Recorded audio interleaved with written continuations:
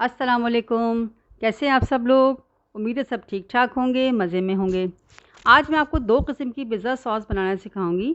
इनमें से एक ऑथेंटिक रेसिपी है जो आप बाहर से पिज़्ज़ा खाते हैं उस पर लगी होती है, और दूसरी झटपट बनने वाले इंस्टेंट पिज़्ज़ा सॉस है। जब अचानक आपको पिज़्ज़ा सॉस की ज़रूरत पड़े तो आप इसे फटाफट बना सकते हैं। चले आएँ, पहले मैं आपको ऑथेंटिक वाली रेसिपी बनाना सिखाती हूँ। इसके लिए हमें चाहिए 6 मीडियम साइज़ के टमाटर, आधा टेबल स्पून वर्cestershire सॉस। अगर आपके पास ये ना हो तो आप इसे स्किप भी कर सकते हैं। 2 टेबल स्पून टमाटो पेस्ट, ये रेडीमेड बाज़ार से मिल जाता है और इसका कलर बहुत अच्छा आता है। 1 टेबल स्पून सिरका, 4 से 5 टेबल स्पून ऑलिव ऑयल। अगर आपके पास ऑलिव ऑयल ना हो तो आप कोई रेगुलर ऑयल इस्तेमाल कर सकते हैं। 1 छोटी प्याज, इसे आप चॉप कर लें। 6 से 7 जवे लहसुन के, इसे भी मोटा मोटा काट लें। बाद में हम इसे पीसेंगे इसलिए कोई सा मसला नहीं है। 1/4 कप केचप, ये तकरीबन 4 से 5 टेबल स्पून के करीब होती है। आधा टीस्पून सफ़ेद मिर्च पिसी हुई, आधा टीस्पून बेसिल, आधा टीस्पून नमक, आधा टीस्पून ओरेगनो, 1 टीस्पून कुटी लाल मिर्च और आधा टीस्पून चीनी। पहले हम टमाटर को काट लेते हैं। इनको इस तरह बीच में से आधा आधा काट लें और ऊपर से ये हिस्सा रिमूव कर दें। इसकी वजह से टमाटर का छिलका उतारने में बड़ी आसानी रहती है। अब एक पैन में ऑयल डालें और फिर इसमें लहसुन डाल दें, साथ ही प्याज भी डाल दें। 1 से 2 मिनट तक पकाएं।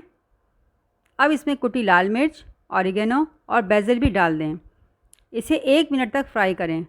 तेल में फ्राई होने से इनकी खुशबू और भी अच्छी हो जाती है। अब इस पर इस तरह सब टमाटर रख दें और ढक्कन ढक दें। आंच कम कर दें ताकि ये जले नहीं। 3 से 4 मिनट बाद ढक्कन हटाकर देखें तो ये गल चुके होंगे। अब इनका छिलका इस तरह उतारते जाएं। ये देखें कितने आराम से सारे छिलके रिमूव हो रहे हैं। छिलका हटाने के बाद इनको अच्छी तरह मिक्स करें और चम्मच से टमाटर को थोड़ा थोड़ा तोड़ते भी जाएं। अब इसमें बाकी के मसाले भी डाल दें, साथ ही इसमें टमाटो पेस्ट भी शामिल कर दें। टमाटो पेस्ट शामिल करके इसे अच्छी तरह मिक्स करें। ये देखिए मिक्स करते ही इसमें कितना अच्छा सा कलर आ गया है। अब इसमें थोड़ा सा पानी शामिल कर दें। इसके बाद इसमें केचप भी शामिल कर दें। चम्मच चलाते रहें ताकि सब मिक्स होता रहे। अब इसमें 1 टेबलस्पून सिरका, आधा टेबलस्पून वर्सेस्टरशायर सॉस भी डाल दें।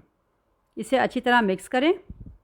अब मैंने चखकर इसे देखा तो मुझे मिर्चें थोड़ी सी कम लगी, तो मैंने आधा टीस्पून पिसी हुई लाल मिर्च और शामिल कर दिए। आप इसे चख लें, अगर आपको नमक मिर्च कुछ कम लगे तो आप इसमें शामिल कर सकते हैं।